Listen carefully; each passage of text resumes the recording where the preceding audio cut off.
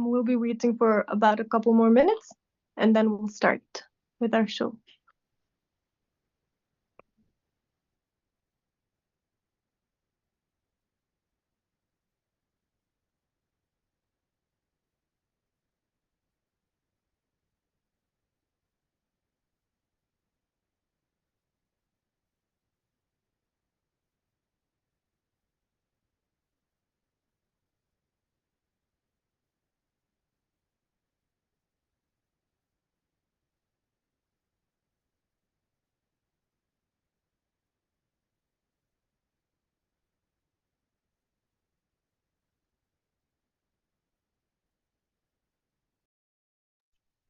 So I think we can start now. More people will be joining us later.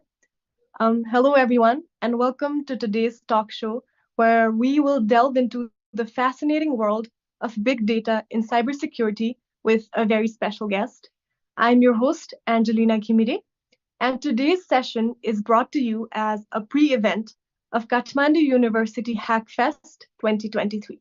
So for those of you that don't know, KU HackFest is an annual international level hackathon organized by Kathmandu University to nurture boundless creativity, foster relentless innovation, and empower talented minds to tackle real world challenges. So it's a great learning opportunity. It'll be an experience of a lifetime. So make sure you guys check it out.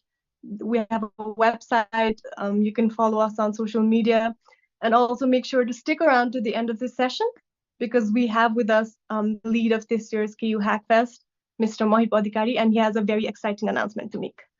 So moving back to our distinguished guest, today we have with us Mr. Bijaya Gautam, who brings a wealth of experience to our discussion. As a former software architect at Apple, senior engineer at Qualcomm Inc., system development engineer at Intuit, and even a research fellow at our very own Kathmandu University, among many other things, Mr. Gautam has had a remarkable and truly inspiring journey. Welcome, sir. We are beyond thrilled to have you with us today. Well, thank you, everyone, and thank you, Angelina, for a nice introduction. Maybe this is the first time I'm introduced so well. I hope everyone knows me now. Thank you. Yes, it's a pleasure. So before we dive into the witty topic of today, I think all of us would like to take a moment to get to know you better. So could you please give our audience a brief introduction, what you're currently involved in, and what drives your passion for the world of security, cybersecurity and technology? Well, sure. That's a loaded question, actually. I need to break it into smaller pieces. So about me first, I'm still a student of computer science, technology, and everything. I'm actually right now learning some social sciences. So I like to read. Called in. So there are 7 people, including from Nepalese army, police, and from private sector. I got the opportunity to dive in and look into our government infrastructure. So we did, I think, pretty quick research around it, and also you can see some of them into the cybersecurity act policy that was passed last week. So all those things were I was able to contribute on some of them. So that is my work in Nepal. So before that, I used to work in Apple. Uh, it was until 2020. So there was a COVID time and other thing, and I had my own plan to come back to Nepal. So that's why that's a different story. But I worked in Apple for around 6.5 years. And at the end of my career, I was working as a software architect, particularly in information security organization. And before that, as you already mentioned, I was working in Qualcomm and Intuit. Uh, Most of my working experience is around the big data application. So cybersecurity is just one of the application for me. And I also come from the development background. So basically, I'm a developer myself. So what I develop ends up into being used in the cybersecurity or information security. That's the only thing. So for me, when I talk with you, so it's basically developing a program. So it doesn't matter whether it's a cosmetologist use it for its nice facial reconstruction uh, or the police or the cybersecurity guys use it to find something in investigation. It doesn't matter. It's just a code that we write. So that's what it is. The skill set is about the development. But when we develop, so we try to understand the context. So that context actually turns sometimes into the cybersecurity, sometimes some like big data or something. These are all the tools. But inside, everything is what the code is there, and I think you guys are learning right now. That's all makes it the building blocks. And you already Thank you. mentioned before that I was in KU. I was until 2008 in KU. So I worked in KU as a research fellow for 2 years, and I graduated at 2006. So from 2002 to 2008, I was in Tulikil, KU. So that's all. Thank you very much. So you lived in the USA for a long time, and then you moved here. So how is life treating you after you moved from USA to Nepal? What brought you back, Ani? What's the differences that you've experienced? Personal life ma pani, professionally pani, and also what do you prefer? Which is better for you, in your opinion? There's nothing actually better or worse if you compare. They're two just different tastes. That's what I say. Uh, it's like two different dishes served to you. It's not better. It's just good, how good it is, how nutritious it is. So both of them are good. There's nothing to compare like good or bad kind of thing. They're not. There's a good apple there. There's a bad apple there. There's good apple here. Bad apple here. So it's always a home. So that's what I keep saying. Like there's no reason coming back home. Why do you go back home in the night? You go back home Yeah. because it's a regular thing. So I don't want to like put some extra spotlight onto the returning back into the Nepal, like saying or glorifying it. So Mm. because I see it as a normal thing, and there's nothing to glorify going back home or coming back home. And I don't see a glory also like working in Apple or Qualcomm or blah blah blah. It's just a work that you do at your best. So these things are much generalized for me. I used to cherish it a lot. I used to brag also, but now I think it's a normal. Which that's very like that's a great way to look at it. But for from Hamra perspective as students, when we look at you and what you're doing and the kind of achievements that you've had, that's something we aspire to do. Also coming back to our nation and giving back, obviously that's also part of, I'm sure, something we all dream about. But working in big tech companies, I'm sure all of us here are students pursuing tech. So what you have done and the kind of accomplishments that you've had is something that we all aspire to have. And it's Yeah, this now goes to career counseling, and I really don't know like how exactly to prescribe things like that lead to you a successful life or unsuccessful life or good companies, bad companies. There's no masala thing, like there's no formula.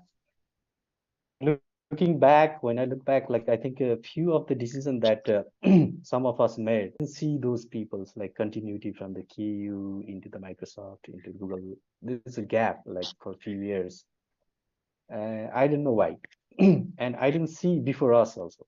Like my KU alumni in the, I actually looked into it. I didn't find any. But from Nepal, there are a lot. So when I joined in Apple, I was sixth person from Nepal joining. So when I left, there was 46. So there's a Nepalese working as a security guard, there's working as a chef in cafe. So all like there's a group that we created. So when I counted at the last day when we the to them, there is like 46 recipient in that Nepalese group. So some of them are from different colleges in Nepal, like and few are from Kathmandu. It's I mean KU also. But consistently, KU has not produced people who end up into these companies. That's true. But maybe they are doing better than that, or somewhere that I cannot say, right? Because that's not the only place to mark the success of the people. So when we were graduating, we were looking for the opportunity. At that time, US was the only option that used to come into our mind. Many of our colleagues went to the very Australia, but I never tried to Australia, so I cannot say why I didn't go to Australia. So, so it's a few people around you that actually decide what you are going to do. So that's why they say keep good people around you because you are average of the five people around you. That's what. So maybe all five people around me were good enough to push me into the US. So Yeah. we went to the US. So again, same thing happened. The people around you actually, when they are enthusiastic, you also try to look forward. So one thing that I think when I look back into my life, when I was doing the project at 2004, so we had so much of option to do. I mean, by the way, I was not a computer science student. See, I was in electronics. Okay, so in electronics, we have this digital signal processing course, connect the dots, which can be used for the neural network. And the only thing that was offered by our department was the MATLAB. Even Python was not that popular in our department, basically. So I somehow picked up the MATLAB and I did that project, neural network, and it was fine to focal point of antenna something. I forget most of the thing, but the neural network part stick with me somehow. That clicked. Then in final project, I did fingerprint authentication, and that gave me some of the idea about the image processing and then pattern matching. And then again, all of the algorithm that is opened up to me because I didn't do the basic computer science, basically the algorithms and C foundation, they call it, right? The algorithms and what do you call data structure. So I never did that. So my research was after that, then due to this image processing research, I was selected in that Happy House Foundation Fellowship Research in Kyiv. There was a machine vision lab, which is now dismantled. So there was machine vision lab. We used to do the image processing research over there. Then from there, we published two international paper in SPIE. So I think those were the things that completely happened to me much differently. And with that thing in my bag when I went to US, I was pretty much easily offered the job. I didn't have to struggle much. So the first job I got was in Intuit. Intuit is like a tax company. It's a huge tax company in US. Everybody at the end of the year, and this company actually process the tax. So, but my passion was on this data science part. Then I started looking into it, and then I applied into the Qualcomm company, and then I got a job. But I got job in the development of the application, the push to talk technology, since I had the communication background also. But somehow they want to build a new thing in their own research. And if you if you're a user of Snapchat, then that's exactly the project that the Qualcomm wanted to build itself. So it was putting all the people together to a new project. They call it Yagata. So I end up into that project. And now from that project, I had to start writing the code. So then I went back to the college and studied the algorithm, data structure, the advanced data structure, and then I learned Java at that time. So it was all on the job training. I mean, from the university itself, I used to go to the college like for the training. So that's when I picked up the programming language, and I immediately applied it into the application of the chat that Yagata project. So then groups, Spark, PyTorch, the people who build them, you can meet them actually. So you can invite them into the cafe and say, hey, how do you write this library? I really want to know about it. So that's how you learn. There's no book or something that books will come up like after 5 years of the technology, and the university will teach that after 10 years. So that's why the Silicon Valley is in top because you learn that into the cafe or somewhere. You invite people who are already working on those cutting edge technology, and they will teach you before it even gets published. That's how I think I dive into the big data world, and then it's just a start. I I think think we the need to key. break this, otherwise I'll keep talking. You Yeah, need to stop me somewhere. I will get into the technological part. Yeah. With your diverse background, you have undoubtedly encountered the convergence of big data and cybersecurity. So, for our users, for our audience's benefit, could you please explain what exactly is meant by big data and cybersecurity and how these two complex concepts intersect in the technological landscape? So big data is actually literally a very big data. That's all. So there's no story behind it. Like when it's too big enough to fit into a computer, then it's a big. So, but if your computer is big enough, then it's still small.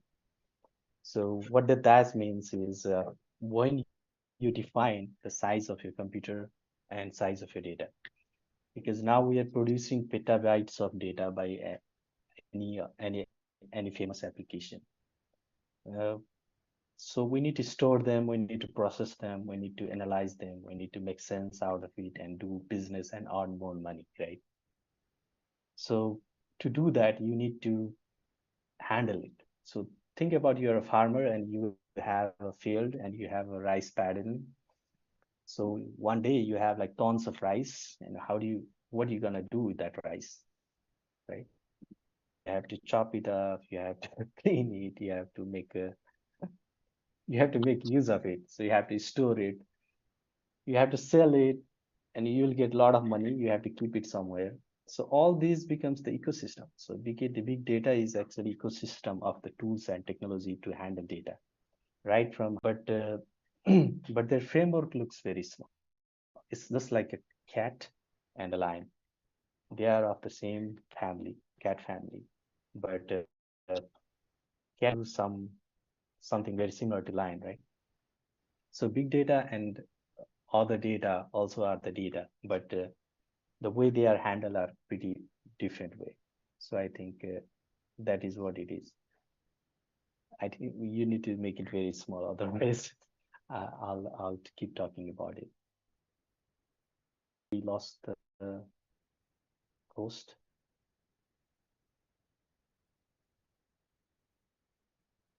Hello. I think there is some connection problem. Uh, we will join soon, I guess. Hello? Hello. Yeah, हाम्रो I'm sorry. Host That मै was. आवाज छ I'm really sorry, but technical problem. Yes, please continue. अनि question सानो बनाऊँ होला, नत्र म बोलेको Yeah, बोलेको so I'll break it down now. Interactive नै हुँदैन कि. How they intersect. So cyber security भन्दा पनि I'll start with information security actually. हुन्छ चाहिँ के भन्दा हाम्रो सिम्पल यो ल्यापटपमा लगइन गर्दाखेरि भेरी सिमिलर टु द्याट होइन. एउटा यो एक प्रकारको सिक्युरिटी हो. हामी नेपालमा पपुलर छैन, तर हाम्रो आइडीहरू हुन्छ. अब त्यो आइडीले पनि त्यो गेटहरू खोल्नेहरू हुन्छ होइन, सिम्पल. अब यो सबै हामीले सिक्योर गर्नुपर्छ कि. सिक्योर केलाई गर्नुपर्छ भन्दाखेरि हाम्रो कम्पनीलाई सिक्योर गर्नुपर्छ, हाम्रो एसेटलाई सिक्योर गर्नुपर्छ. अब नेसनलमा गयौँ, गभर्मेन्टमा गयो भने गभर्मेन्ट पनि सिक्योर, गभर्मेन्ट भने भर्चुअल चिज त होइन नि त. अन्त अफिसेसहरू हुन्छ, त्यो सर्भिसेसहरू हुन्छ, त्यसलाई सिक्योर गर्ने हो क्या. अनि त्यो सिक्योर गर्ने पार्टमा चाहिँ अब पहिला अब त्यही पुलिस आर्मी राख्ने हुन्छ नि त गेटमा. त्यस्तै अब डिजिटल सर्भिसेसहरूकोमा पनि कुराहरू आउँछ. अर्को प्रिभेन्ट भइसकेपछि कहिलेकाहीँ हामी यति कम्प्रोमाइज भइरहेको हुन्छौँ कि वी नेभर नो इट के. भनेपछि हामीलाई कम्प्रोमाइज भयो तर हामीलाई थाहा छैन भने आर वी सेफ त. अहिलेको हाम्रो नेपाल स्टेट त्यही छ क्या. अनि मोस्ट अफ द कम्पनी ब्याङ्कहरूको स्टेट त्यही छ क्या. केही भएको छैन भन्ने सोचे हुन्छ होइन. That's why we feel we are safe भनेपछि डिटेक्सन छैन भन्न खोजेको. You don't know it that you are already compromise होइन. अब त्यसको लागि कन्टिन्युस मोनिटरिङहरू के हुन्छ, कस्तो खालको सिस्टम टेस्टिङ अथवा पोलिसीहरूले चाहिँ हामीले एटलिस्ट अनकभर त गर्नु पऱ्यो नि थाहा पाउनको लागि. So those things com into the detection part. अनि डिटेक्ट गरिसकेपछि चाहिँ के त, हाउ डु यु रिस्पोन्स, त्यसलाई कसरी कन्टेन गर्ने त. अब यो कस्तो हुन्छ अरे, टुल्स हुन्छ, टेक्नोलोजीहरू हुन्छ, पोलिसीहरू हुन्छ है.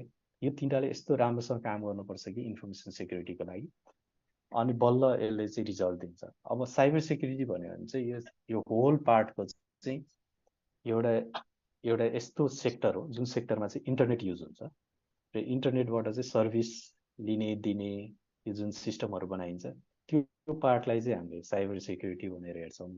तर एज अ होल चाहिँ हामीले इन्फर्मेसन सेक्युरिटी भन्यो भने चाहिँ त्यो बिल्डिङको जान्छदेखि लिएर होइन तपाईँको कम्पनीमा भएको इम्प्लोइहरूको लाइफ साइकल म्यानेजमेन्ट हुन्छ नि, उसको इमेलदेखि लिएर यताउति त्यो सेक्युर गर्नेहरूदेखि लिएर तपाईँको टप लेभल एक्जिक्युटिभ्सहरूको लागि एक्स्ट्रा सेक्युरिटीहरू फोनदेखि लिएर उनीहरूको घरकोदेखि लिएर सबै कुरा हुन्छ क्या।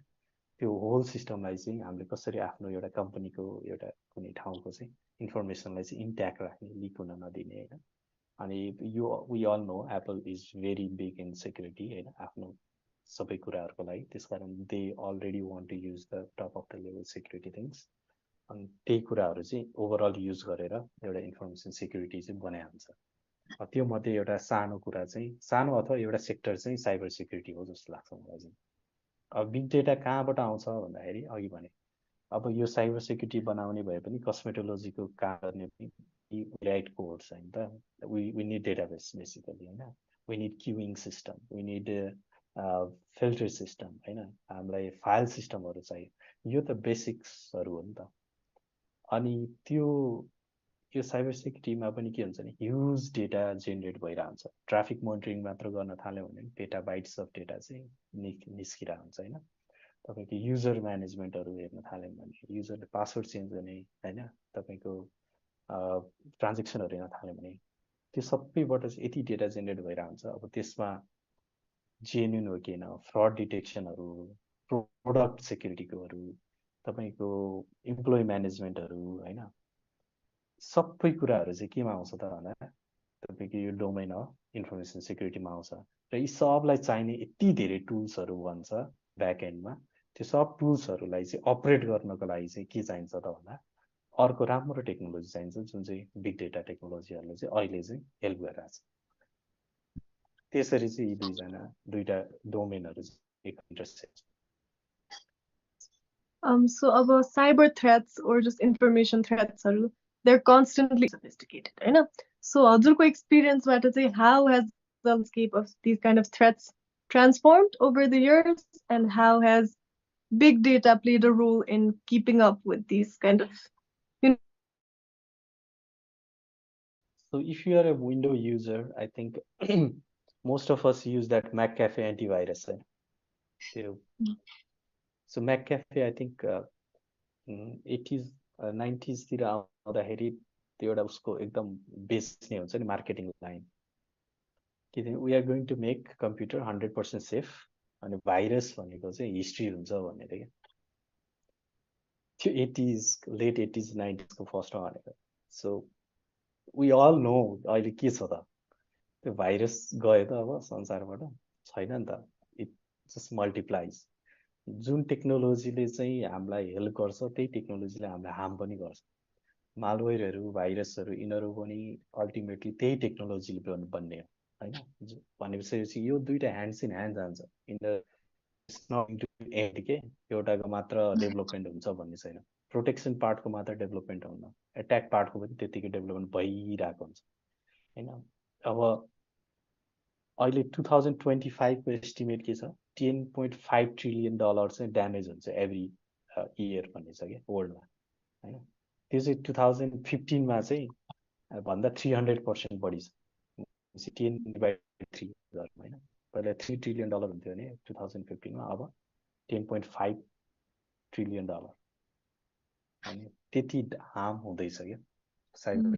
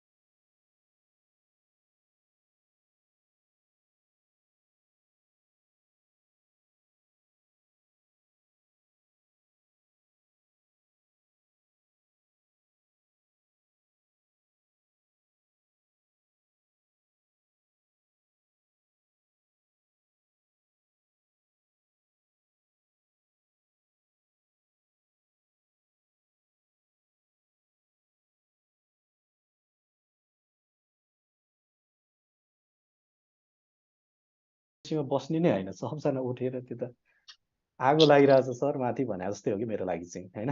तर उनीहरू चाहिँ कस्तो चिल भएर बसिरहन्छ, अनि त्यो चाहिँ अचम्म लाग्छ मलाई। अघि तपाईँले सोध्दाखेरि के फरक हुन्छ भन्दा त्यही त्यो कसरी ग्राप्स गर्ने थ्रेटलाई, होइन थ्रेट नै छैन भन्ने मानिसकेपछि त त्यो थ्रेट कहिले पनि भएन नि त। सो त्यो अवेरनेस एकदम आउन बाँकी छ। अनि त्यो अवेरनेस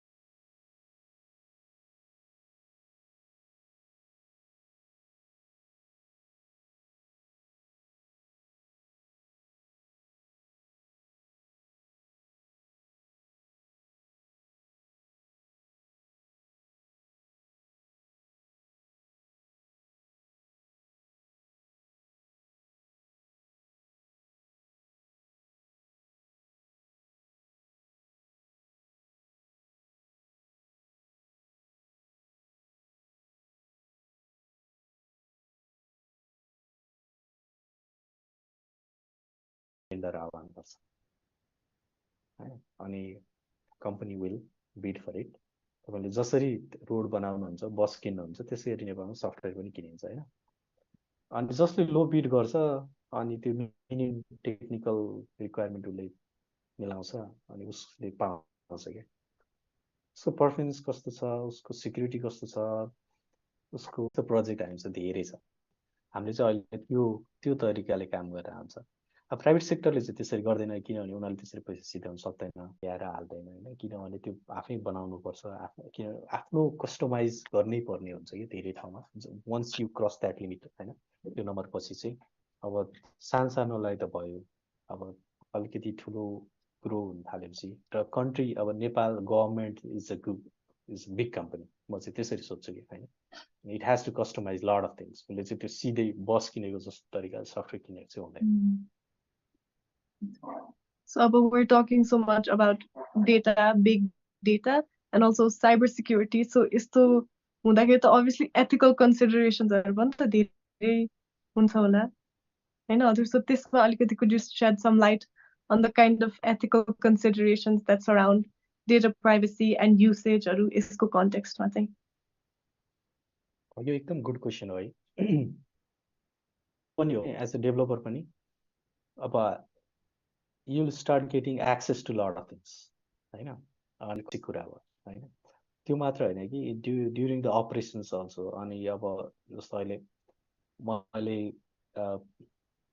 त्यो यातायात व्यवस्था विभाग सुधार समितिको सदस्यमा आइटीको तर्फबाट म त्यहाँ गएको छु। I get access to lot of license data. तर म आफ्नै लाइसेन्स नेपालमा आई वेटेड होल 1 year।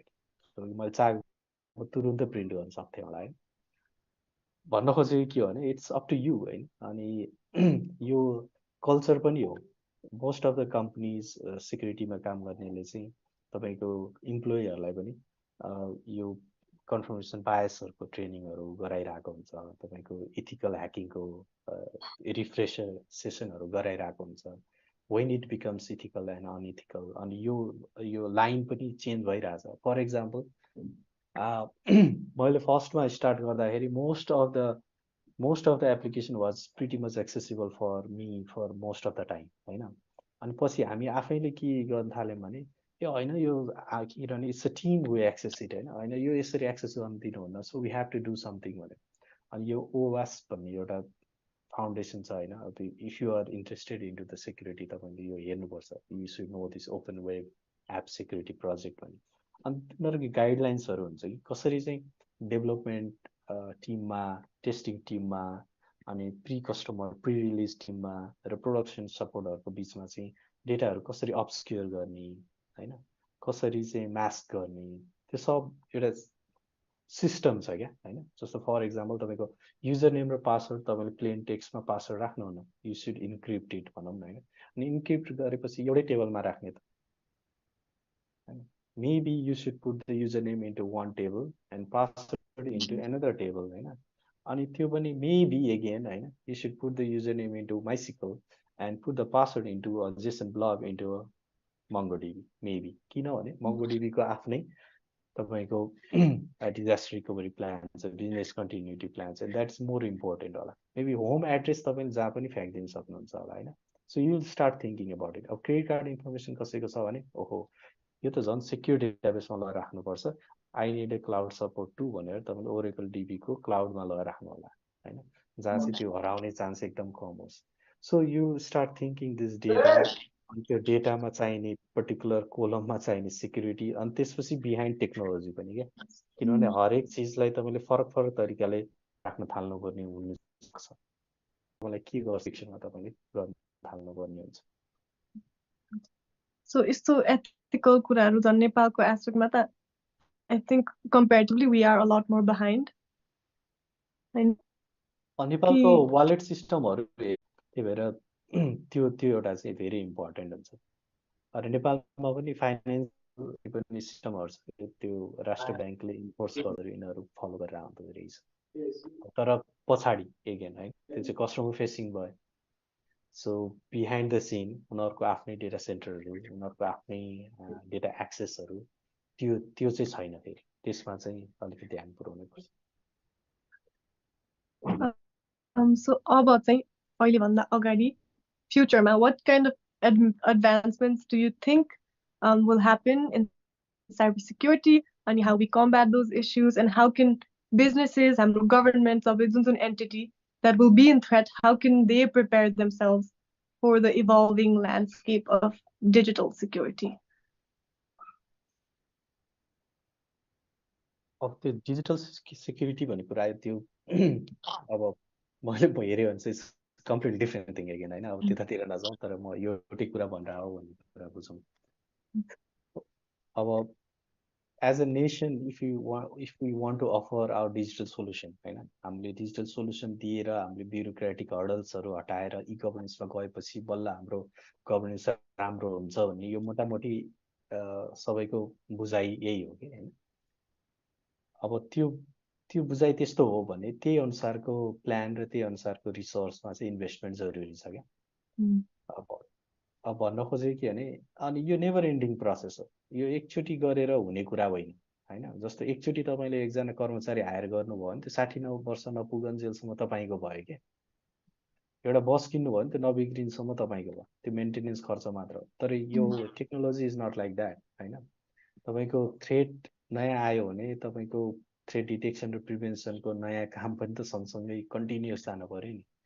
हैन साइबर सेक्युरिटीमा इन्फर्मेसन सेक्युरिटीमा यो त एकदम अलर्ट भएर बस्ने र कटिङ एजमै बस्नुपर्छ भन्न खोजेको के भने नेपाल हामी अलि अन्डर डेभलप छौँ साइबर सेक्युरिटी रिस्कमा हामी अलि तल छौँ त्यसकारण हामी एट्याक हुँदैनौँ भन्ने होइन हामी त झन् बढी एट्याक हुन्छ हैन किनभने हामीलाई त एउटा पिन्नी ह्याकरले पनि ह्याक गरिदिन्छ कि भन्न खोजेको के भने तपाईँको ब्ल्याक मार्केटमा जाने $10-20 टुल किन्ने अनि त्यो टुल कहाँ प्र्याक्टिस गर्ने त भन्दा नेपाल जस्तो देशमा ल्याएर प्र्याक्टिस गरिदिने कि त्यस्तोबाट पनि हामी कम्प्रोमाइज भइरहन्छौँ क्या भनेपछि त हामीलाई त झन् गाह्रो छ नि त त्यही कुरा तपाईँको डेभलप कन्ट्रीहरूमा त त्यो $20 ह्याक हुँदैन नि त उसको कस्ट भनौँ न त्यो ह्याकरको कस्ट भनौँ उसले सिक्नु पनि पर्दैन कि धेरै त्यो टुलहरू त $10-20 लोनमा लिएर आएर पनि उसले मजाले गर्न सक्छ त्यो त उसले त्यो लेभलभन्दा त बियोन्डमा छ डेभलपिङ कन्ट्रीहरू अब हामी जस्तो कन्ट्रीहरूमा चाहिँ एउटा सानो सानो मान्छेले पनि दुःख दिन सक्छ भनेपछि हामीलाई त धेरै मान्छेले दुःख दिन सक्छ हामीले चाहिँ मैले चाहिँ त्यसरी हेर्छु कि होइन भनेपछि हामीलाई धेरै मान्छेले दुःख दिन सक्छ भन्नुको मतलब त के भयो भने हामीले त झन् धेरै काम पो गर्नुपर्ने हो त डेभलप कन्ट्रीले भन्दा पनि हामीले धेरै काम गऱ्यौँ भने हामीलाई दुःख दिने मान्छेहरू कम हुन्छ अर्थात् हामी सानो मान्छेले दुःख दिँदा पनि तपाईँको अध्ययन आयोग बनायो रेस्पोन्स टिम बनायो दौड्यो यो त वेस्ट अफ टाइम हो नि त होइन धेरै मान्छेहरू मैले चाहिँ त्यसरी हेरेर हुन्छु होइन तर in terms of national thing चाहिँ हामीले बुझाउन नसकेकै कुरा के हो भने चाहिँ इन्फर्मेसन सेक्युरिटी एट्याकमा चाहिँ धेरै तरिकाहरू हुन्छ क्या सिधै आएर तपाईँको डेटा चोरिसकेपछि मात्र तपाईँ एट्याकमा पर्यो भन्ने होइन होइन तपाईँको कम्प्युटर चाहिँ कसैले पपेट बनाएर अनि उता एट्याक गरेर हुन्छ तपाईँको कम्प्युटरलाई चाहिँ युज गरेर कम्प्युटिङ रिसोर्स भनौँ न होइन त्यसलाई युज गरेर म्यालवेयर बिटकोइन मिन्ट गरेर आउँछ त्यसले तपाईँको वालेटबाट त पैसा लगिरहेको छैन अनि त्यो नलाँदाखेरि चाहिँ यु माइट ह्याभ दिस त्यो फिल्दी कन्सियस अफ सेक्युरिटी कि हामीलाई के भएको छ तर ड्यु टु यु होइन तपाईँको डिप्लोमेसीमा प्रब्लम भइरहेछ किनभने तपाईँको कम्प्युटर युज गरेर क्वेसन आउँदैछ अलिअलि म त्यो पनि सोध्दै गर्छु एकजनाले सोध्नु भएको थियो उहाँको नाम थाहा भएन how safe do you find the universities in Nepal in case of cybersecurity, as we commonly see data of students being leaked.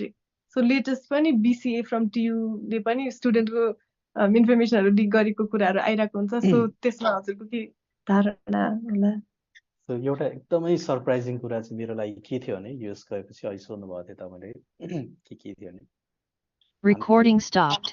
जुन एक्जाममा मार्क्स पाउँछौ नि केयुले चाहिँ त्यो नोटिस बोर्डमा टाँसिदिन्थ्यो क्या अहिले पनि टाँस्दैन आई डोन्ट नो है इन्टरनल एक्जामको त्यो मार्क्स जुन हुन्छ त्यो नोटिस बोर्डमा टाँसिदिइरहन्थ्यो क्या so it was open to everyone अब तपाईँको त्यही नोटिस चाहिँ तपाईँको फेसबुक ग्रुपमा टाँस्नु र नोटिस बोर्डमा टाँस्नु सेम हो अहिले मैले हेर्दाखेरि पछि अनि युएसमा गएपछि के भयो भन्दा एक्सेप्ट मी मैले बाहेक अर्को कसैले पनि मेरो मार्क्स हेर्न पाउँदैन थियो कि उनीहरूले मलाई मात्र देखाउँथ्यो अनि इभन हामीले हाम्रो कपी पनि सेयर गर्न पाउँदैन थियो कि अर्कोलाई कति आयो तेरो भन्ने हुन्छ नि हाम्रो मेन्टालिटी यति आयो तिम्रो कति आयो भने जस्तो के त्यस्तो एकदमै उनीहरूले अनइथिकल मान्थे क्या अनि हामी त अचम्म लाग्यो हामी त्यस्तो त्यो कल्चरबाट हुर्केकै होइन अनि उनीहरू त त्यो देखाउँदा पनि नदेखाउने अनि हामीलाई चाहिँ उनीहरू रुड लाग्ने कि तर it takes time to understand कि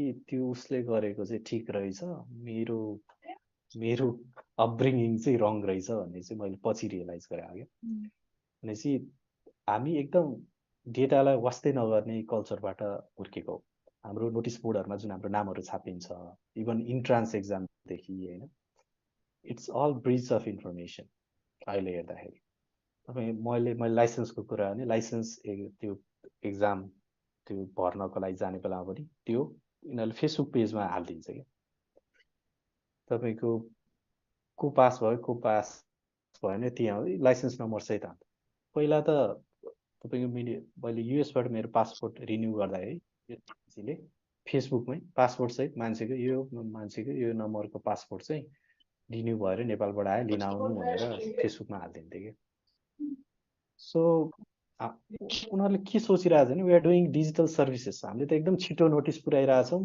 हाम्रो सेवाग्राहीहरूलाई, हामी त एकदम राम्रो काम गरिरहेछौँ भन्ने सोचिरहेछ क्या। अब तर त्यो इन्फर्मेसन ब्रिच हो, त्यो इन्फर्मेसन त्यसरी राख्नुहुन्न भन्ने त्यो धारणै छैन। भनेपछि same goes to the university. यदि पनि अहिले पनि यदि हाम्रो टेस्ट स्कोरहरू तपाईँको नोटिस बोर्डमा टाँसिरहेछ भने हाम्रो कन्सेप्टमा त्यति चेन्ज भएको छैन जति पहिला 2000तिर हामी हुँदाखेरि थियो। त्यही कुरा तपाईँको डिजिटल स्टोरेजमा मात्र राखे त भने नोटिस बोर्डमा कागजमा टाँस्यो, त्यो स्टोरेज तपाईँको कुनै हार्ड डिस्कमा थियो, त्यो कम्प्रोमाइज भयो होइन। फरक त त्यति त हो, डेटा त त्यही हो नि तपाईँको। अनि अब जुन तरिकाले तपाईँले युनिभर्सिटीहरू कति सिक्योर छ भन्नुभयो, मैले अनफर्चुनेटली मैले कुनै पनि नेपालको युनिभर्सिटीको अहिलेको सिस्टमहरू हेरेको छैन। जति मैले हेरेँ मैले फाइनेन्सियल र गभर्मेन्ट मात्रै हेरेँ हो। त्यही भएर मैले एक्ज्याक्टली यस्तै छ भनेर चाहिँ भन्न सक्दिनँ। इमेलहरू कस्तो छ होइन, कसरी राखेको छ, इमेलमा एसएसएलहरू राखेको छ कि छैन। If you are a user of Q email, तपाईँको क्यु इमेल एसएसएलमा छ त, त्यो तपाईँले चाहिँ बरु मलाई भन्दा राम्रो हुन्छ।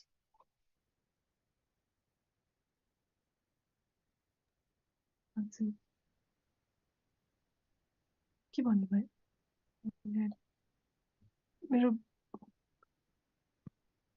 मैले के भनेको थिएँ भने मैले युनिभर्सिटी सिस्टमलाई चाहिँ हेरेको छैन नेपालको, तर एज अ स्टुडेन्ट तपाईँहरूले चाहिँ बरु आफ्नो जुन डे टु डे युनिभर्सिटीको पोर्टलहरू होला, इमेलहरू होला अहिले स्टुडेन्टहरूले चलाउने, त्यो तपाईँहरूले तपाईँहरूलाई कति सिक्योर लाग्छ, maybe that you can share with me भनेको। तपाईँहरूको इमेल सिस्टमहरू बिहाइन्ड द एसएसएल छ त भनेर सोधेको क्या मैले। मलाई चाहिँ खासै नलेज भएन त्यसको बारेमा, तर हजुरहरूको बेला भन्दा I am pretty sure we don't have the internal marks post गर्ने त्यस्तोहरू चाहिँ it's gotten better. But obviously त्यही कल्चर छ हाम्रो अहिले पनि हुन्छ नि, उसको भन्दा मेरो कति आयो, just that's how we study still. It's the same kind of culture, and of course I think it's gonna take time to grow out of that, but it's definitely getting better. Just to let someone, I think personally. So next question, right? Obviously अहिले AI पनि it's a very hot topic technological realms भित्र. So अर्को question चाहिँ हामीलाई आएको छ, has AI made it easier or harder in the current time cybersecurity को point of view ले? AI चाहिँ अहिले मात्र होइन, एक्चुअली मलाई कस्तो रमाइलो याद भयो भने म जुन दिन एप्पलको इन्टरभ्यूको लागि गइरहेको थिएँ, I was listening to a podcast क्या। त्यो पडकास्ट चाहिँ के थियो भन्दा एआई रिलेटेड थियो, अनि त्यो चाहिँ एउटा इजरायली स्टार्टअपको थियो। एन्ड हि वाज टकिङ कि नेक्स्ट 5 इयर्समा चाहिँ इन्फर्मेसन सेक्युरिटी विल बी थियो त्यो पडकास्टमा। इट्स बिन 10 इयर्स होइन। अब त्यो फुल त के पार्सियल पनि भएको छैन जस्तो लाग्छ मलाई। तर यो होइन कि it's not making a mark on it, because एआईले यति प्रोग्रेस गरिसकेको छ। It can be use both for and against of information security होइन। तपाईँको अहिले जति पनि जिपिटीहरू आइरहेछ, जति पनि न्युरल साइन्स न्युरल नेटवर्कहरूको एडभान्समेन्ट आएको छ, यिनीहरू सबैले चाहिँ यसलाई सेक्युरिटीको फर्ममा होइन एगेन्स्टमा पनि युज हुन्छ होइन। अनि त्यही भएर अब यसले चाहिँ प्रब्लम सल्भ गर्छ भन्ने होइन, I only see it as another tool होइन। अब त्यो टुलले चाहिँ फेरि it can be use to save us, हाम्रो प्रिभेन्सन पार्टमा पनि एकदम युज हुन्थ्यो पनि। अनि एप्पल कम्पनी हुन्छ, अन्त पनि हुन्छ, प्रिभेन्सनको जुन पार्ट छ त्यसलाई हामीले सेक्युरिटी अर्केस्ट्रेसन भन्छ क्या होइन, एउटा सोर भन्ने छ सेक्युरिटी अर्केस्ट्रेसन आर्किटेक्चर। यसको कामै के हुन्छ भने यो सबै चिजलाई चाहिँ अटोमेट गर्ने, तपाईँको डिटेक्सन पार्टलाई पनि अटोमेट गर्ने, डिटेक्ट गरिसकेपछि तपाईँको रेस्पोन्स गर्ने त्यसलाई पनि अटोमेट गर्ने होइन। अनि यो तपाईँले अहिले प्लेबुकहरूमा प्रोग्रामिङ गर्नुहुन्छ होला, त्यस्तै सेक्युरिटी प्लेबुकमा यसलाई लेख्न पनि मिल्छ क्या होइन।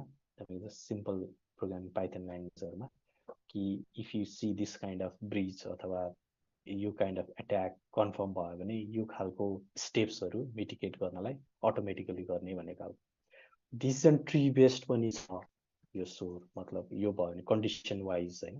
अर्को प्याटर्न डिटेक्सन पनि छ कि, प्याटर्न डिटेक्सनहरू एनोमलिटी डिटेक्सनहरूमा त डेटा साइन्स एकदमै युज हुन्छ होइन भनेपछि त्यो पार्टहरू पनि एकदमै इमर्जिङ छ तबको होइन तर एगेन अब त्यो जसले कम्प्रोमाइज गर्छ उनीहरूसँग पनि यही टुल हुन्छ कि अनि they already test their own thing होइन यसलाई कसरी गर्ने यो क्याट एन्ड माउसकै खेल त हो नि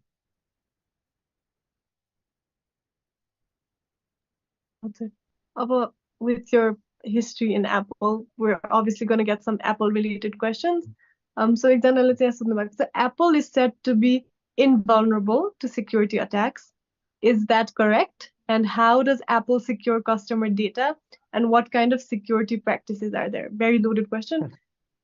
त्यो त केही पनि भन्न मिल्दैन होला होइन अब तर भन्न मात्र के सकिन्छ भने it's pretty secure compare to other companies अनि किनभने दे इन्भेस्ट अ लट अनि उनीहरूले सेक्युरिटीलाई चाहिँ बाई हार्ट लिएको छ अहिले पनि तपाईँसँग कुरा गर्दाखेरि मैले तपाईँहरू यदि कम्प्युटर साइन्समा how many of you know the OS how many of you know the APHC security project how many of you are already involve with the CNCF projects होइन त्यो प्रोजेक्टमा यदि तपाईँहरू हुनुहुन्न भन्यो भने it will take you times होइन अब समय लाग्छ नि त त्यसको बारेमा थाहा पाउनलाई हो अब के हुन्छ युएस युनिभर्सिटिजहरूले चाहिँ यो सबैमा स्टुडेन्टहरूलाई पहिल्यै अवेर गराइसकेको हुन्छ मोस्ट अफ द ग्रेजुएट्सले त सिएनसिएफको इन्क्युबेटर प्रोजेक्टहरूमा कन्ट्रिब्युटर भइसकेको हुन्छ अब यो करियर काउन्सिलिङकै कुरा गर्नुभयो भने I can talk about it कसरी सिएनसिएफमा जाने एपएचसी फाउन्डेसनमा कसरी जाने त्यो अर्कै पार्ट छ होइन अस्ति न आई डोन्ट नो मै भयो कि someone called me I spoke almost anyway त्यो क्यालिबरको human resource are available in market अनि उनीहरूलाई चाहिँ छिट्टो पोज गर्छ यस्तो कम्पनीहरूले किनभने यदि तपाईँ सिएनसिएफको एउटा प्रोजेक्टको कन्ट्रिब्युटर लेभलमा अहिले पुग्नुभयो भने you will be hired directly most of the big company will run after you होइन अनि त्यो भइसकेपछि के हुन्छ गुड ट्यालेन्टहरूको एकुमुलेसन हुन्छ अनि budget is not a problem भन्ने हुन्छ अनि त्यसपछि उनीहरूले गर्ने इनोभेसनहरूमा तपाईँ डेफिनेटली इम्प्याक्ट आउने त हो नि प्रोडक्टहरूमा अनि कस्टमरले त्यही भएर ट्रस्ट गर्ने हो अनि ट्रस्ट इज वर्थ क्या सधैँ त्यो हाम्रो उसको भाइस प्रिन्सिपलले भन्नुहुन्थ्यो कति इन्भेस्ट गर्ने भन्दा हाउ मच एप्पल वर्थ सधैँ कम्प्रोमाइज गर्दाखेरि त एप्पलको वर्थ जाने हो नि त त्यस्तै हो अरू कम्पनीहरूले पनि आफ्नो भ्याल्युलाई हेर्ने होइन यदि हामी कम्प्रोमाइज गर्ने हो भने त हाम्रो भ्याल्यु कम्प्रोमाइज हुन्छ त्यो security is so in heart of the Apple system जस्तो लाग्छ मलाई चाहिँ यो नट ओन्ली डेभलपमेन्ट है त्यो कस्टमर रिलेसनमा पनि प्रोडक्टमा पनि इभन मार्केटिङमा पनि त्यो उनीहरूले चाहिँ त्यो कल्चर जस्तै गरेर बनाएको छ त्यो भएर सजिलो भएको हो त्यो देखिया हो भनौँ न त्यही क्वेसनमा फलोअप अर्को पनि सोध्नु भएको छ Apple stopped Facebook to track down data, user data, but Apple itself stores user data, and now it can use that data for advertising. So is there any loophole in this? यसको चाहिँ के हो कुरा? यो चाहिँ beyond my thing भयो यो the business हो है आई क्यानट से डिनाई के भइरहेछ त्यो त we don't know it, but what I know is it's making app hard to track you. Or third party app-हरूलाई चाहिँ तपाईलाई ट्र्याक गर्नलाई चाहिँ हार्डर एन्ड हार्डर चाहिँ बनाइरहेछ त्यो चाहिँ देखिन्छ So अर्को नेपाल गभर्नमेन्टको डेटा सेन्टर नै बाहिरको मान्छेले अपरेट गर्नुहुन्छ because of lack of skilled manpower. So can we term governmental systems safe? I think we've already talked about that, but if there's anything you want to add about the manpower of a person. त्यो first statement चाहिँ it's not right नेपालको data center is not operated by foreign people it's fully operated by Nepali citizen but it was build by the Korean government होइन त्यो चाहिँ स्टेटमेन्टलाई correct गरौँ अनि त्यसपछि अब इन्फ्रास्ट्रक्चर त बन्यो but what you put into that infrastructure, nothing is built in Nepal.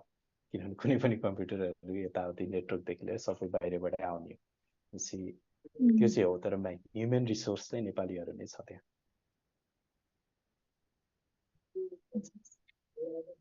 एकजनाले एसएसएलमै छ भन्नुभएको छ हाम्रो इमेल केको इमेल एसएसएलमै छ हजुर So next question, I'm like, how can big data technologies be integrated into existing cybersecurity measures? भनेर सोध्नु भएको छ। त्यस्तो अघि भनिसक्यो होला है, त्यो कसरी बनाउने भन्ने। अब त्यो मैले जुन 3टा कुरा गरेको थिएँ होइन, तपाईँको डिटेक्सन, प्रिभेन्सन, त्यो जुन कुरा भएको थियो त्यसमै प्रिभेन्सन, डिटेक्सन, रेस्पोन्समा सबै फरक फरक टुल्सहरू बनिरहन्छ। प्रिभेन्सनको आफ्नै टुल्सहरू हुन्छ, डिटेक्सनको आफ्नै टुल्सहरू हुन्छ, रेस्पोन्सको आफ्नै टुल्सहरू हुन्छ। Big data as a another technology, उसले चाहिँ प्रिभेन्सनको टुल बनाउँदाखेरि युज गर्ने कि, डिटेक्सनको टुल्सहरू बनाउँदाखेरि युज गर्ने कि, रेस्पोन्सको टुलहरू बनाउँदाखेरि युज गर्ने कि, त्यो त फेरि त सफ्टवेयर डेभलपमेन्ट पार्ट भयो नि त होइन। त्यही भएर अब एउटा इक्जाम्पल दिउँ म तपाईँलाई, security incident event management same भने थिएँ, इट्स भेरी पपुलर, तपाईँहरूले सर्च गर्नुभयो भने भेट्नुहुन्छ। यसले के गर्छ भन्दा तपाईँको हरेक सिस्टमबाट इन्क्लुडिङ द सर्भर, एप्लिकेसन होइन, स्विच, नेटवर्क, राउटर, यिनीहरू सबैबाट यसले लग कलेक्ट गर्छ कन्टिन्युसली। अनि यति धेरै लग उसले जम्मा गर्छ, अनि त्यो जम्मा गरिसकेपछि नाउ यु क्यान डु, त्यो अब टेक्स्ट डेटा भयो नि एक प्रकारले लग भन्दाखेरि होइन। अनि त्यो सबै पोइन्टबाट आएको लग डेटालाई चाहिँ तपाईँले एनालाइसिस गरेर you can build lot of detection portfolios क्या होइन। अब त्यो डिटेक्सन गर्नको लागि तपाईँलाई त्यो सबै लग ल्याएर राख्नु पऱ्यो नि। त्यो राख्नको लागि तपाईँलाई स्टोरेज चाहियो। अब भनेपछि नाउ तपाईँको साइज कति छ त? ओके, दिनमा तपाईँको 1 GB भन्दा कम छ भन्यो भने तपाईँ जेमा राखे पनि भयो होइन।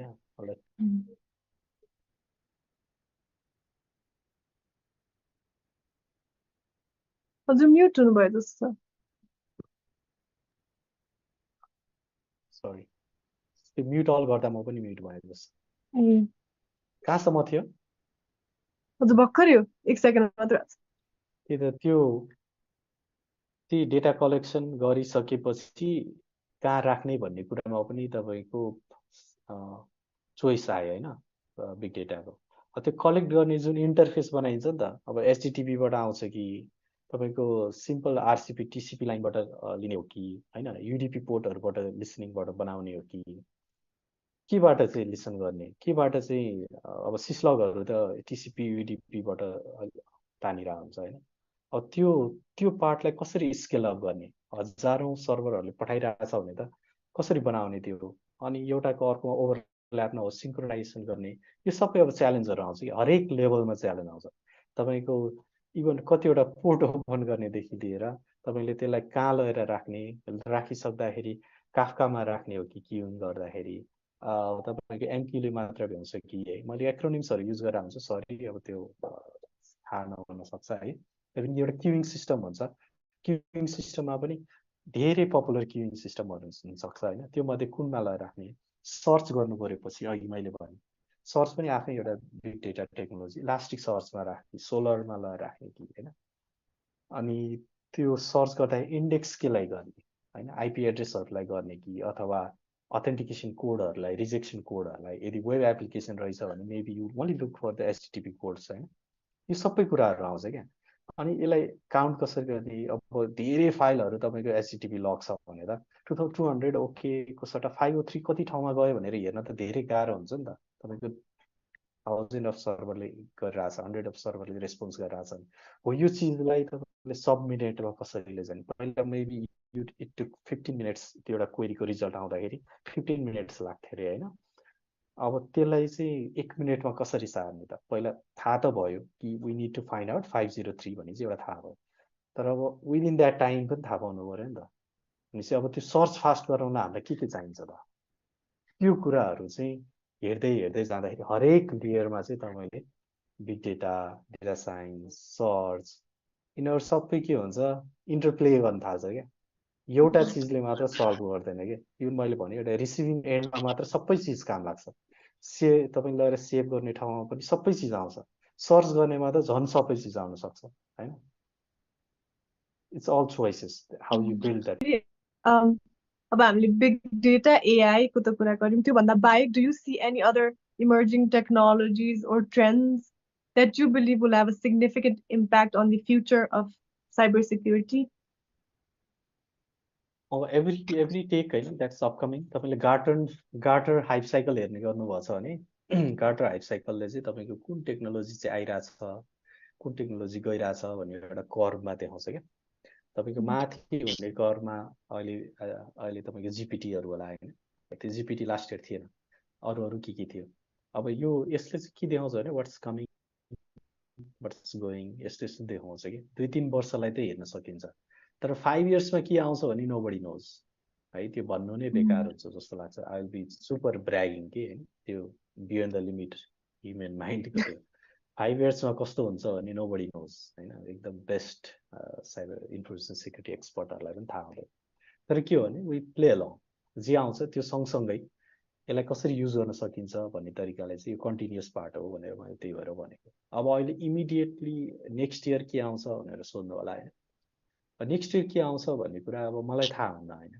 अब तर के चाहिँ आउन सक्ला भने समवेयर इन बिट्विन सर्चमा चाहिँ के आउँछ कि अब जिपिटी आयो अब तपाईँको ऱ्यान्समवेयरहरू यस्तो इन्क्रिप्सन हाई भएर आइरहेछ अब त्यो ऱ्यान्समवेयरको एगेन्स्टमा अहिलेसम्म सोल्युसन आएको छैन नि तपाईँहरूले हेर्नुभयो भने होइन कि त्यो मिटिगेसन मात्र आएको छ क्या nobody knows how to undo the ऱ्यान्समवेयरले गरेको इन्क्रिप्सन भनेपछि त्यो ऱ्यान्समवेयर तपाईँको एप्लिकेसन अफ इन्क्रिप्सन हो क्या होइन अब त्यो इन्क्रिप्सनको एगेन्स्टमा आउनको लागि त you need a different kind of technology होइन अब त्यसले कसरी डिक्रिप्ट गर्छ त it's pure mathematics we already know how to decrypt it but it takes years होइन कति वर्ष लाग्छ कि त्यो डिक्रिप्ट गर्ने कम्प्युट गर्नको लागि भनेपछि we don't have those computing cycles भनेपछि अब मेबी होइन क्वान्टम कम्प्युटर राम्रोसँग हामीले युज गर्न सक्यो भने maybe we can do the decryption part fast तर एगेन त्यो will be available for attackers also उनीहरूले झन् हाई लेभलको इन्क्रिप्ट गर्न थाल्न सक्छ उनीहरूले होइन सो एसएसएल नै हेरौँ न पहिला 128 बिटको हुन्थ्यो अहिले 1024 इज नर्मल होइन किन भन्दाखेरि त्यसलाई डिक्रिप्ट गर्न सक्ने डिभाइसेसहरू धेरै नै अभाइलेबल छ बजारमा होइन 1024लाई धेरै टाइम लाग्छ डिक्रिप्टै गर्न सक्ने त होइन नि त होइन यही तरिकाले हेर्नुपर्छ है भनेपछि नेक्स्ट फ्यु इयर्समा यही कम्प्युटिङ साइकल कम्प्युटरले काम गर्ने त साइकल अलिअलि त्यो मोर्सलले पनि भन्ला होइन यहाँसम्म पुग्ला भन्न सकिन्छ नि त unless we have ground breaking computing cycle available होइन यो ड्रास्टिकली चाहिँ यो ल्यान्डस्केप चाहिँ त्यसरी चेन्ज हुँदैन तर न्यू टुल्सहरू चाहिँ आउँछ होइन which can do better handling on a search we can do better pattern matching होइन त्यस्तो खालको कामहरू चाहिँ न्यू एल्गोरिदमहरूले गर्न सक्छ क्या सो अब हामीले अघि नै कुरा यो पनि भन्न सकेको करियरको कुरा धेरैजनाले अब देयर्स एभ्रीवन आउनु भएको थाहा छ साइबर सिक्युरिटी अब यसको एकदम जेनरिक एन्सर चाहिँ अनि मान्छेहरूले सुन्न चाहेको पनि के हो एन्ड गेट दिस सर्टिफिकेसन अनि you'll get annual certification after it अनि you'll be certified as a ethical hacker अनि त्यसपछि सिआइएसएसपी फलो गर्ने सिआइएसएसपी सर्टिफाई गर्ने अनि अब त्यो एउटा तरिका हो म त्यसलाई डिनाइ चाहिँ गर्दिनँ होइन you can keep ultimate target राखेर अब त्यो कुन ट्र्याकबाट जानुहुन्छ त्यो जानुभयो भने पनि you will become a cyber security professional यसमा यो जतिको जेनरल र त्यो रेसिपी अरू केही छ जस्तो मलाई लाग्दैन अब सिआइएसएसपी भनेको के हो अनि इथिकल ह्याकिङ के हो भने चाहिँ अब I think you guys are good enough to figure it out so अरू कोही हाम्रो अडियन्स मेम्बर्सहरूको केही क्वेसन छ भने please drop it in the chat I think we've address all the questions अहिलेसँग भएको चाहिँ यति नै हो so guys if you have any questions that you want addressed then please leave it in the chat हाम्रो application registration फर्ममा पनि questions भनेर हामीले एउटा स्लट हालेको थियौँ त्यसमा चाहिँ एकजनाले can big data be used as exploit भनेर सोध्नुभएको छ। जस्तै हामीले a threat वाला एन्डबाट पनि बिग डेटा पनि लेभरेज गर्न मिल्छ भनेर सोध्नुभएको छ। डेफिनेटली होइन होइन अघि मैले भने नि त नेपाल अघि एक्जाम्पल रियल एक्जाम्पलै भनौँ नेपालको आइपी एड्रेसहरू र युक्रेन एट्याकमा देखियो भन्नुको मतलब के हो कि हाम्रो पपेट बनायो, हाम्रो कम्प्युटिङ साइकल्सहरू लियो, अथवा तपाईँको क्रिप्टो करेन्सीहरू मिन्ट गर्यो, अनि मिन्ट गर्दाखेरि कम्प्युटिङ साइकलहरू युज गर्यो। हाम्रो होल डेटा स्ट्रक्चर मतलब लेआउटहरू उनीहरूलाई थाहा हुनु पर्यो, नेटवर्क लेआउटहरू होइन, अनि त्यहाँ आउनु पर्यो, अनि त्यसमा भएको डेटाहरू पनि लग्यो लगेन थाहा छैन, वी डोन्ट नो। त्यो सबै गर्नको लागि त अनि कसले गर्छ त? People needs to have the resources होइन, उनीहरूसँग पनि त त्यो कुरा गर्ने कम्प्युटिङ साइकल भएको राम्रो कम्प्युटरहरू चाहियो। त्यो सबै कुरा इन्फर्मेसन उनीहरूले पनि लगेर राखेर पछि फेरि बजारमा बेच्नलाई त्यसलाई त्यस्तो छ नि त। ल मानौँ नेपालभरि पासपोर्ट चाहिँ लिक भयो, how much size it will be? एउटा अहिले तपाईँको मतदाता परिचय पत्र तपाईँले बनाउनु भएको छ जुन, त्यसमा तपाईँको फोटो 10 KB को राखेको छ क्या तपाईँको इलेक्सन कमिसनले। नेपालभरि 3 करोड मान्छे, 3 करोड मान्छेकै फोटो त्यहाँ राख्यो भने 3 करोड टाइम्स 10 KB त हो नि। अब अलि ठुलो डेटा अलि मतलब अरू थप्न थाल्यो भने होइन, अब जति फाइल प्याकेज गरौँ है 1 पेटाबाइट होला अथवा फ्यु गिगाबाइट भन्दा बढी नेपालको त हुन्छ जस्तो लाग्दैन, तैपनि ल 1 पेटाबाइट भयो। 1 पेटाबाइटको डेटा ह्याकरसँग भयो भने उसले कहाँ लगेर राख्छ?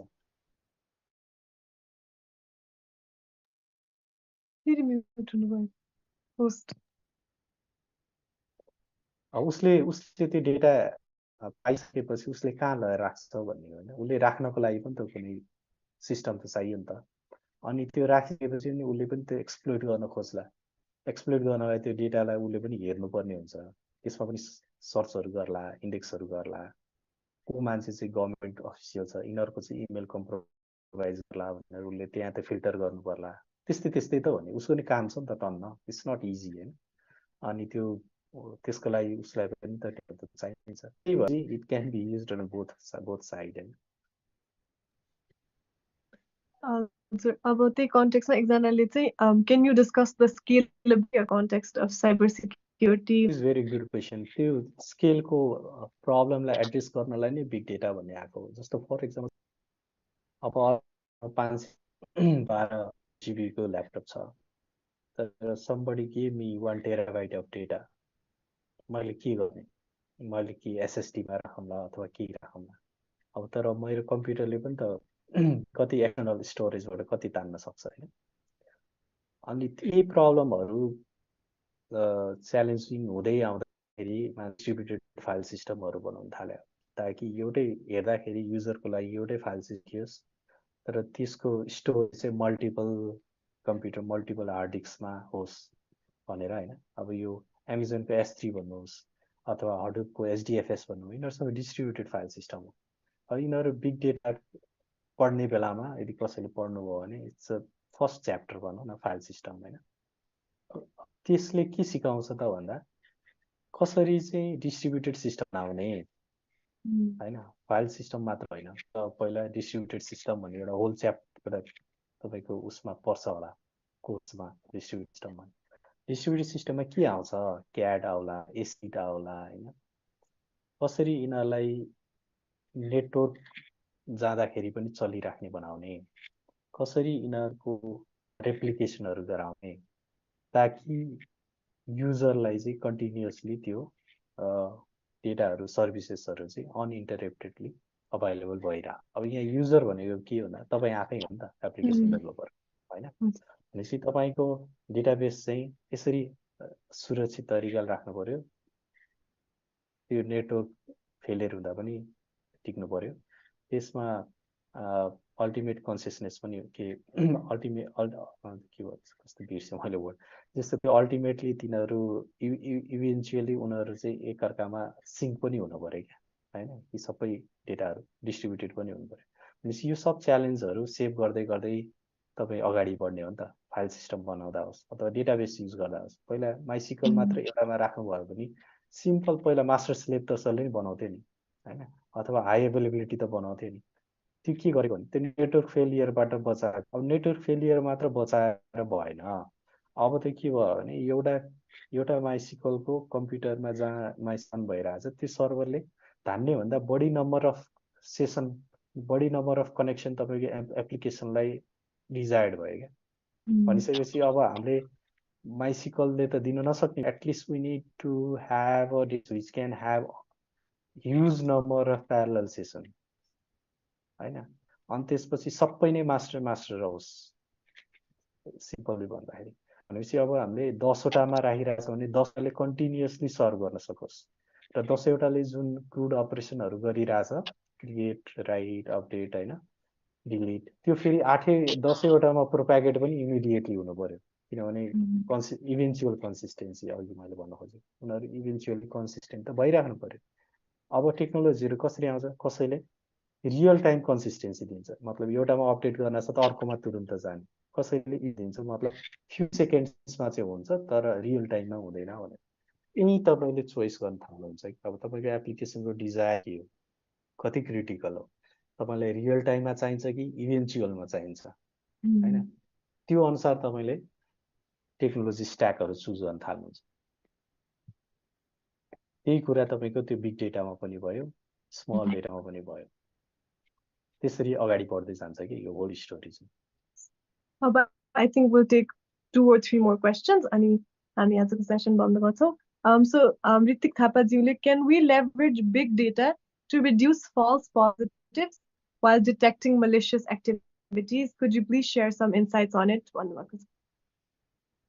अनि त्यो आउटपुटमा गयौँ हामी हैन अब आउटपुट भन्नाले कस्तो भने फल्स पोजिटिभलाई चाहिँ रिड्युस गर्नलाई बिग डेटाले के गर्छ मैले अघि पनि भने नि बिग डेटा इज नथिङ के अब त्यो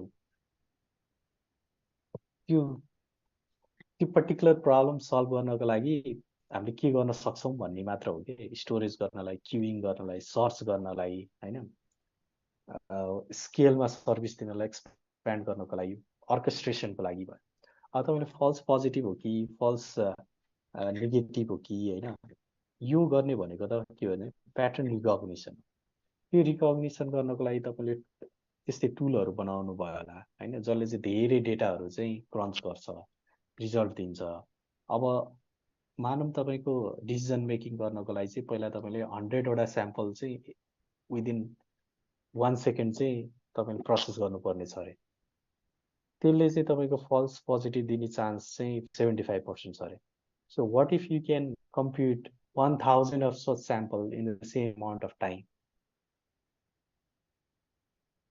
Would your algorithm be more like moving towards near to the 100%? त्यो तपाईले भन्ने भयो क्या हैन भनेपछि where you need it as an input त्यो इनपुट दिनको लागि चाहिँ सप्लिमेन्ट जसरी चाहिँ काम गर्छ के जस्तो अब तपाईलाई हार्ड डिस्कबाट तपाईले 100वटा क्याश जस्तो राख्ने त मेमोस राख्ने कि डिस्ट्रिब्युटेड क्याश राख्ने now it becomes the big data problem के अब इन्जिन छ जुन तपाईले बनाउनु भएको छ त्यसले फल्स पोजिटिभ भनेर हैन त त्यसलाई जति धेरै स्याम्पल फिड गर्यो त्यति त्यसले दिने डिसिजन चाहिँ एक्युरेसीमा बढ्दै जान्छ भने चाहिँ now big data is helping you तर तपाईको स्याम्पलसँग तपाईको डिसिजन मेकिङ ट्रीले खासै फरक पर्दैन तपाईको pattern match multiple data rely गर्दैन भन्यो भने त इट्स नट हेल्पिङ यु नि त अब मैले एकदम टाढाबाट हेरेर यति भने हैन अब निटिग्रिटीको प्रब्लमहरु त फरक होला तर इन जेनरल लार्जली भन्दाखेरि चाहिँ यही नै हो कि whether not more data will help your problem more concrete के मोर जेन्युन हैन तपाईको रेस्पोन्सलाई तपाईको जेन्युन बनाउनको लागि डेटाले हेल्प गर्छ भने चाहिँ now you should pursue this हैन त्यसले गर्दैन भने त फेरि you are looking into the wrong direction So why is Nepal ranked so low on the cybersecurity? We already discussed that also. Is it the lack of transparency in executive level? Kotiko impact भएको छ हाम्रो cybersecurity scene. अनि इन्जेन भन्दाखेरि पोलिसीमा माथि आउनको लागि हामी धेरै काम गर्नुपर्छ हैन अब धेरै काम भन्नाले एउटा राम्रो मन्त्री बनाइदियो अनि त्यो मन्त्री इलेक्सन दियो भन्नु हुँदैन, अथवा एउटा त्यो कुनै राम्रो सचिवहरू आउनुभयो त्यहाँ अनि उहाँले अब भोलिदेखि गर्ने भनेर यस्तो हुँदैन। धेरै कुराहरू गर्नुपर्छ। अवेरनेसको कुरा गरेँ मैले अघि, कल्चरल्ली नै त्यो प्रब्लम छ धेरै ठुलो होइन। अनि तपाईँको जसले हामीलाई असेस गर्छ नि त साइबर सिक्युरिटी रिस्कको, उसको इन्डिकेटर्सहरू बुझ्नु पऱ्यो नि, किनभने उसले झ्याप्प दिने कति नम्बरहरू पाइरहेछौँ अनि how we can improve better in those low hanging fruits त पहिला हामीले हेर्न सक्छौँ नि त होइन। त्यो देन द्याट बिकम स्ट्राटेजी क्या होइन। हामीले के कुरा चाहिँ छिटो छिटो गऱ्यो भने मेबी पासवर्ड रिसाइकल गर्ने जुन पोलिसी छ त्यो मात्र हामीले चाहिँ नेपालको हुन्न भनेर त्यति मात्र पहिला गऱ्यो भने चाहिँ मेबी 1 पोइन्ट हामी माथि जाला होइन। त्यसपछि हामीले सिङ्गल साइन लिएर आउन सक्यौँ भने हामी सफ्टवेयरहरू चाहिँ एटलिस्ट गभर्मेन्ट सेक्टरको अफिसहरूमा युज गर्न नदिने अथवा गर्न नहुने व्यवस्था बनायौँ भने मेबी 10 पोइन्ट्स हामी अगाडि जाउँला। It's a long process. त्यही भएर भने मैले त्यो कम्प्रिहेन्सिभ कम्पोजिट इन्डिकेटर हो होइन। अब त्यसले चाहिँ धेरै कुराहरू छुन्छ। त्यही छुँदाखेरि हामीले कहाँबाट सुरु गर्ने, कसरी गर्ने, कल्चरली पनि आउने जेनेरेसनलाई पनि सिकाउनु पर्यो, ह्युमन रिसोर्स पनि त्यही अनुसारको लिएर आउनु पर्यो र यो बुझ्ने डिसिजन मेकरहरू पनि चाहियो। सो त्यो नभइकन हामी अगाडि बढ्दैनौँ। It's not easy way to work. हामी त प्रेजेन्ट सिनेरियो भन्दा पनि we're a lot behind that. But the cybersecurity wala realm, it's evolving so rapidly. So will we ever catch up? And how long will it take for us to get there? Because it's not stopping. It won't wait for us to catch up. It's so how do we catch up, or will we ever catch up? This two terms. होइन त्यो it's very difficult. अघि नै भनिहालेँ त्यो cyber सिक्युरिटीमा मात्र होइन, every part त्यही नै हो होइन। चाहे तपाईँ स्पोर्ट्समा हेर्नु, चाहे इकोनोमिक सेक्टरमा हेर्नु, चाहे ह्युमन राइट्समा हेर्नु, वुमेन राइट्समा हेर्नु, हामीलाई बिहाइन्ड त त्यतिकै हुने होइन नि त। त्यो हुनुको पछाडि most of the time it's economic condition छ होइन। इकोनोमिक कन्डिसन सँगसँगै एजुकेसन, लिट्रेसी, यिनीहरू सबै कुराहरू छ नि त। त्यो भएर साइबर सिक्युरिटी पनि हाम्रो सोसाइटीको एउटा एस्पेक्ट हो कि, एउटा रिफ्लेक्सन हो क्या। हामीले साइबर सिक्युरिटीमा मात्र एकदम बिग गोल एचिभ गर्छौँ भन्ने सपना चाहिँ मैले चाहिँ देख्दिनँ क्या। किनभने यो एउटा सेक्टरमा मात्र गर्ने चिजै होइन, यो कम्पोजिटिभली सँगसँगै अरू सोसियल पार्टहरू सँगसँगै अगाडि बढ्दाखेरि यो पनि अगाडि बढ्ने हो होइन। तर यसलाई मात्र चाहिँ हामीले एकदमै नम्बर 1 लेभलमा पुर्याउन सक्छौँ भन्ने लाग्दैन, किनभने it takes lot of money. किनभने सबै इक्विपमेन्ट्सहरू, यो जुन कुराहरू युज हुन्छ यो पहिला त एक्सपेन्सिभ छ, अर्को एक्सपेन्सिभ भइसकेर ल्याइसकेपछि यसलाई अपरेट गर्नु पऱ्यो अप्टिमल्ली। किनभने हामीसँग के देखिएको छ भने हामीले राम्रो सामान किन्छौँ, हामीले जुन बिडिङ प्रोसेसबाट किन्छौँ, मेबी वी पे मोर होइन, तर we buy really good thing. अनि तर वी डोन्ट युज इट के होइन। त्यो युज नगर्ने भइसकेपछि त तपाईँलाई कसले कम्पेल गर्छ कि to do the right work at your job. तपाईँलाई कसैले गर भनेर कसरी लगाउन सक्छ क्या। त्यो एकदम कल्चरल प्रब्लम हो। त्यो नगरे पनि जबसम्म मान्छे keep getting the paycheck होइन, they will not do it नि त। अनि अब हायर एन्ड फायर हेर्नु, त्यो एकदम गाह्रो छ नेपालमा। त्यो ब्युरोक्रेसी, सेम ब्युरोक्रेसी त्यो लोकसेवा आयोगबाटै जान्छ नेपालको, चाहे जुनसुकै क्षेत्रमा होस्। भनिसकेपछि त्यो होल सिस्टम इज प्रोब्लमेटिक छ क्या। अनि त्यो अब प्रोब्लमेटिक हामीले देखेर भन्छौँ, तर it cannot be change like this नि त। यसरी पनि त चेन्ज त हुँदैन, किनभने कुनै पनि डेभलप नेसन पनि यत्तिकै भएको त होइन। उनीहरूको पनि हिस्ट्री हेऱ्यो भने उनीहरूले कस्तो स्ट्रगल गरेको छ नि त आफ्नो देश बनाउनलाई। अनि त्यो स्ट्रगल चाहिँ मैले देखिरहेको छैन कि। त्यो स्ट्रगल चाहिँ त्यो टप बटम हामी we are in so relax mode होइन, त्यो चाहिँ छैन। अनि त्यो नभइसकेपछि त्यति छिटो इम्प्रुभ हुन्छ जस्तो लाग्दैन। कुनै किसिमको इम्प्रुभ हुन्छ त्यो काम चलाउ खालको हुन्छ नि। अब यही प्रब्लम भयो, अलिक रियाक्सनरी, यति चाहिँ गरिदिउँ भन्ने खालको। अब एउटा डोनर आउँछ, उसले एउटा रिपोर्ट बनाउँछ। जस्तो 2019मा तपाईँको डिजिटल फ्रेमवर्क नेपाल भन्ने एउटा राम्रो पोलिसी डेभलप गरेर गएको छ होइन। अब 4 वर्ष भयो होइन। अब के हुन्छ, अब नयाँ पोलिसी बनाउला होइन। अब त्यो पोलिसीले मात्र हुने होइन, तर हाउ डु एक्जिक्युट इट होइन। अनि एक्जिक्युसन इज भेरी डिफरेन्ट। तपाईँको it's true for business पनि हैन मैले आफैले पनि बिजनेस ट्राई गरिरहेको छु हेरिरहेको छु तपाईँलाई आइडिया बनाउन कुराहरू गर्न एकदम सजिलो हुन्छ कि तर once you start doing it हैन त्यो गर्दाखेरि धेरै गाह्रो हुन्छ त्यो बनाउन त्यति सजिलो छैन So I think this will be the last question. Example, blockchain technology is making transactions more secure nowadays. So how has the introduction of blockchain changed the scene in cybersecurity? And other being a policy maker yourself, how can Nepal blockchain and go status? So 2-3 years अगाडि चाहिँ मैले एउटा podcast चलाउँथेँ 977 podcast भने if you guys are interested त्यहाँ चाहिँ एउटा session छ ब्लकचेन 977 पडकास्ट अनि ब्लकचेन अनि why it's legal in Nepal भन्ने एकदम डिटेलमा हामीले कुरा गरेछौँ त्यसमा अब इन नटसेल एकदम छोटोमा भन्दाखेरि चाहिँ नेपाल मात्र होइन सबै डेभलपिङ नेसनहरू they are scared of things which you cannot control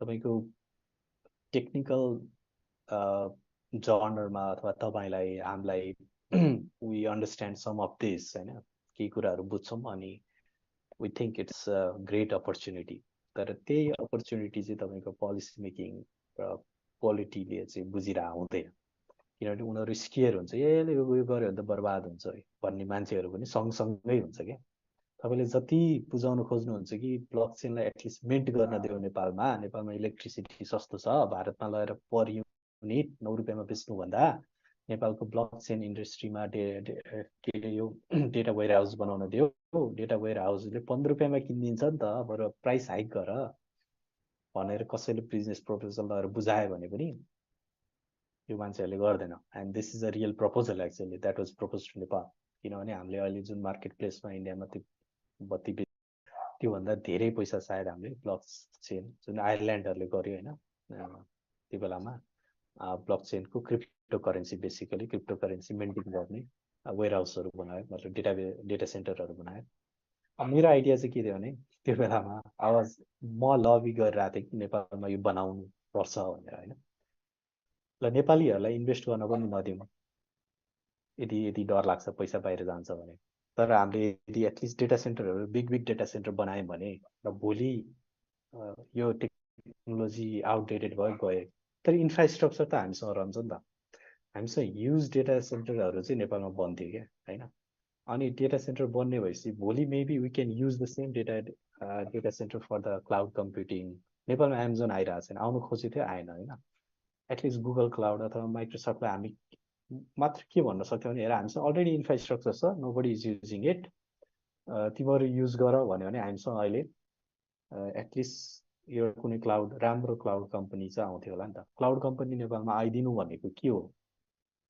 होइन हामीलाई त्यो डेटा सेन्टर त्यति जरुरी थियो अब यो क्रिप्टोको कुरा के यो ब्लकचेनको कुरा गर्दा गर्दै आयो तर एनी टेक्नोलोजी यदि आउँछ भने पहिला चाहिँ मान्छे तर्सिन्छ त्यसबाट र ती तर्सेकै जस्तो देखिन्छ कि अहिले अनि मोस्ट अफ द टाइम हामीले हेर्ने भनेको हाम्रो पोलिसी मेकरहरूले राष्ट्र ब्याङ्कले अथवा सेक्युरिटीको मान्छेहरूले हेर्ने भनेको लुकअप गर्ने भनेको आइडियल कन्ट्री भनेको इन्डिया हो क्या त्यो चाहिँ मलाई पनि एकदम सक लागेको थियो why are we looking to भने जस्तो होइन उनीहरूलाई यस्तो गडली हेर्छ क्या इन्डियामा भन्छ यस्तो इन्डियामा भन्छ भने त हाम्रोमा नि गरौँ भने इन्डियामा आधार कार्ड बनायो नेपालमा नेसनल आइडी बनाऊ इजिली पास हुन्छ यस्तो प्रोजेक्ट होइन इन्डियामा यस्तो गर्यो लाइसेन्स उनीहरूले डिजिटल बनाउँदा हाम्रोमा नि गरौँ त्यो तरिकाको प्रोग्रेस भनौँ न सेन्टर र पेरिफेरी हुन्छ India is our centre for the development रहेछ अनि मोस्ट अफ द ब्युरोक्रेट्सहरूले चाहिँ पढेर पनि आएको हुन्छ अनि ट्रेनिङहरू यताउतिको लागि पनि उनीहरू त्यता गएर आउँछ अनि मोस्ट अफ द एक्जाम्पल्सहरू पनि इन्डियाबाट आउँछ अनि त्यो चाहिँ मेरो लागि एकदम गाह्रो थियो मलाई चाहिँ केही पनि थाहा थिएन त्यो अनि it takes time to understand त्यो मेन्टल म्याप हुन्छ नि त अनि त्यही भएर तपाईँले त्यो यदि नेपालमा के हुँदैछ भनेर सोच्दै हुनुहुन्छ भने पनि एक्चुअली इन्डियामा के भइरहेको छ हेर्नु होइन 1-2 वर्ष चाहिँ यहाँ पपअप हुन थाल्छ क्या अब यो इन्डियाकै कन्टेक्स्टमा एकजनाले एउटा क्वेसन 2-3 चोटि सोधिसक्नु भयो प्लिज भनेर लास्ट क्वेसन अब चाहिँ they have asked Nepal does not have direct connection to Bay of Bengal, and all internet data are navigated through India. Is that true? And that is also a reason why we have expensive internet. Is there anything that can be done to prevent data going to India? Is that a security threat for us?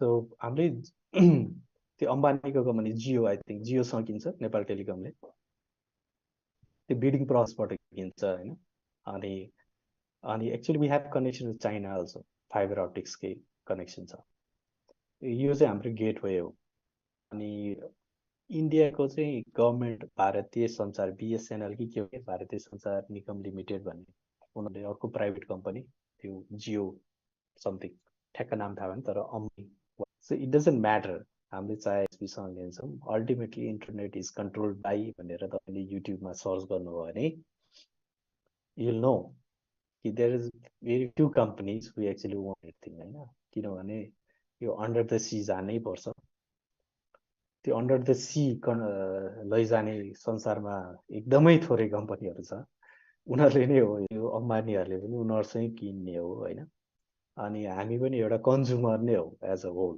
हैन अब त्यो हामी इन्डियासँग छौँ त्यसकारण हामीले बचाउन सक्छौँ भने चाहिँ अब त्यो कसरी बचाउन सकिन्छ वी डोन्ट नो जहाँ गएर जोडे त्यो एउटै डेटा हो हैन अनि त्यसमाथि अब सेक्युरिटीको कुरा आइसकेपछि के हुन्छ भने तपाईले जुनसुकै सफ्टवेयर एप्लिकेसन यताउति बनाउनु भयो नि त्यो एप्लिकेसन नेटवर्कमा जाँदाखेरि चाहिँ त्यो गार्बेज हुन्छ त्यो खै एसएसएल पनि भनिसके हैन त्यो नेटवर्क ट्याप गरेर चाहिँ त्यो के भन्छ तपाईलाई